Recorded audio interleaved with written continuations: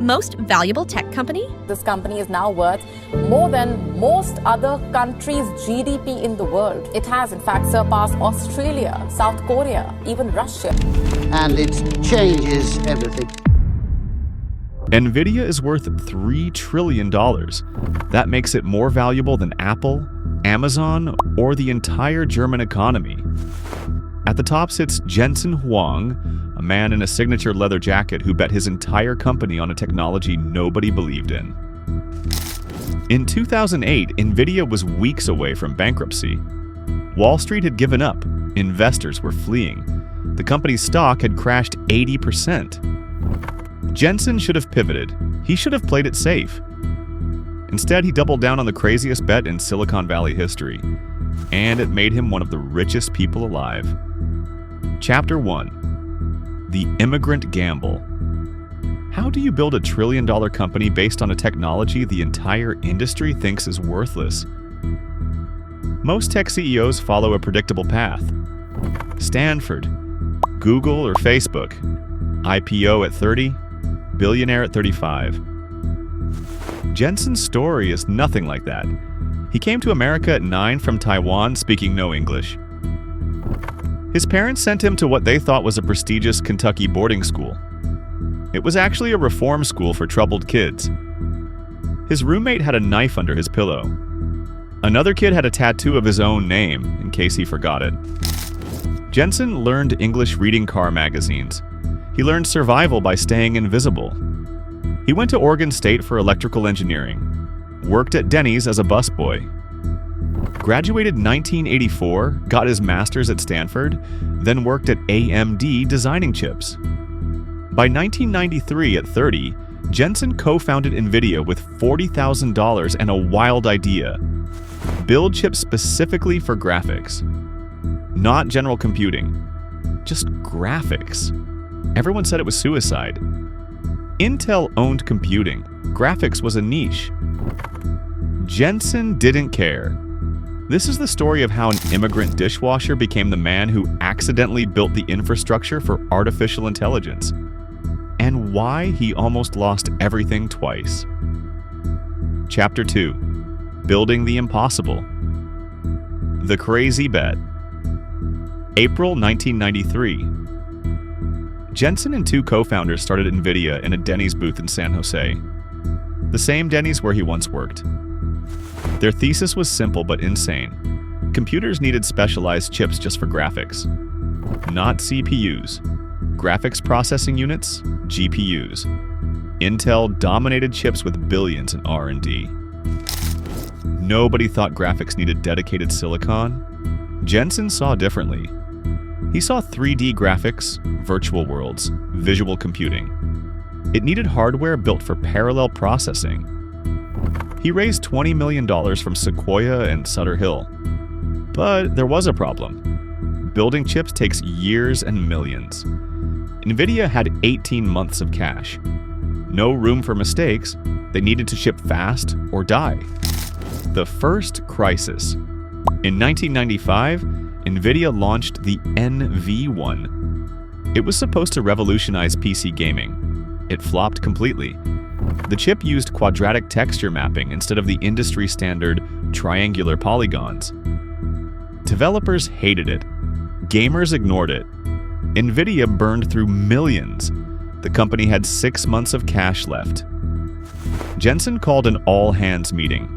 He told the team, "We're going to fail unless we change everything." They killed the NV1 architecture completely and started over. 18 months of work. Gone. Most CEOs would have quit. Jensen bet everything on version 2. The breakthrough. In 1997, NVIDIA launched the Revia 128. This time they used industry-standard architecture. This time, it worked. Sales exploded.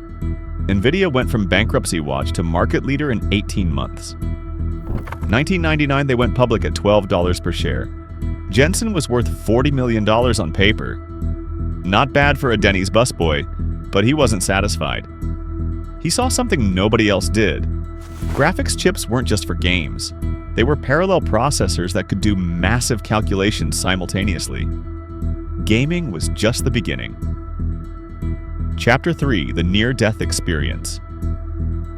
The wrong bet in the early 2000s.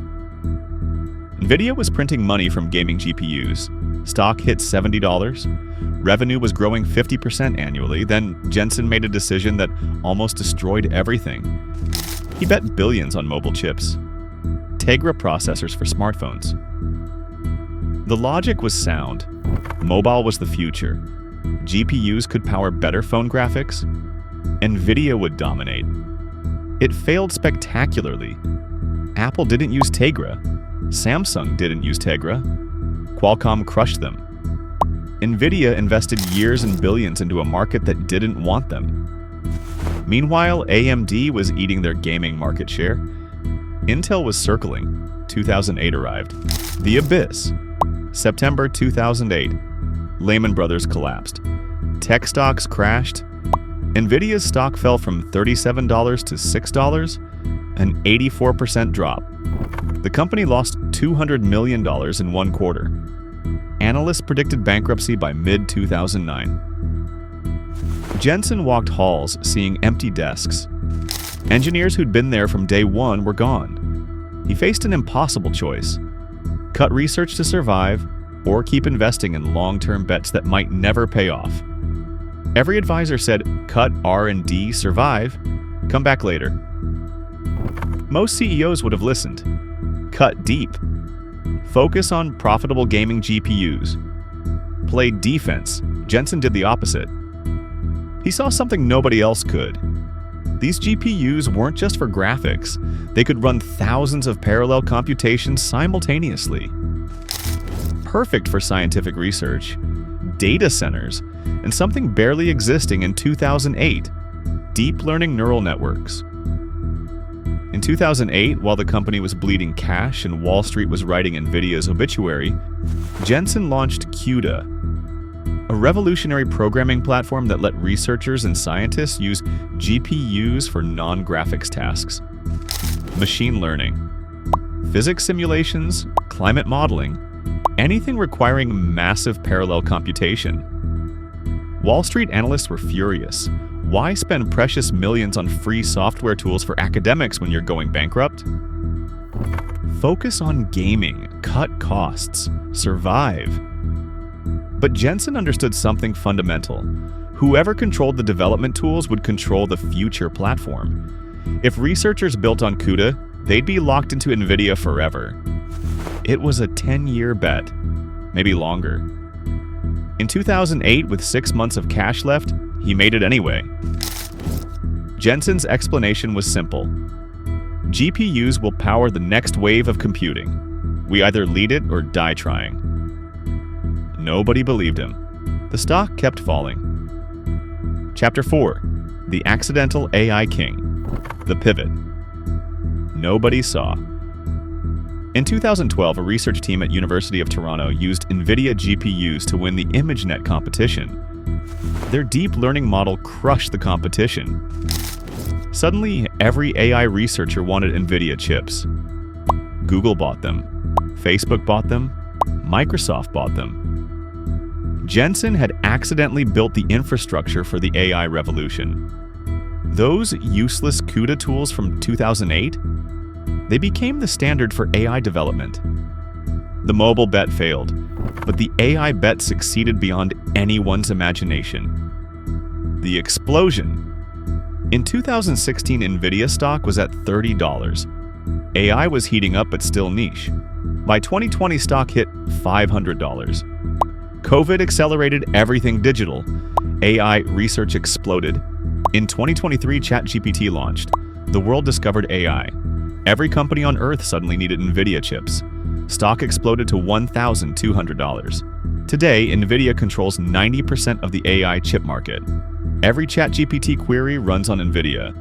Every autonomous car trains on NVIDIA. Every AI startup depends on NVIDIA. Companies are paying $30,000 plus per chip, and there's a wait list. NVIDIA can't make them fast enough. Jensen, the immigrant kid from the troubled kids boarding school, is now worth over $100 billion. The question nobody can answer: When people ask how Jensen Huang built a trillion-dollar empire, the answer is paradoxical. He failed at mobile, lost billions on wrong bets, almost went bankrupt in 2008, but he kept investing in technology nobody wanted. The NV1 failure taught him to pivot fast. The mobile failure taught him to ignore short-term profit. The 2008 crisis taught him to trust his vision when everyone else panics. Every failure was preparation. But here's the uncomfortable question. What happens when the AI bubble bursts? NVIDIA's entire value depends on AI staying hot. They're trading at 60 times earnings. Competitors are coming: AMD, Intel, custom chips from Google and Amazon. Jensen is 61. He's been CEO for 31 years, longer than almost anyone in tech. The company that almost died in 2008 now controls the infrastructure of the future, and nobody knows what happens if that future doesn't arrive quite as fast as everyone expects.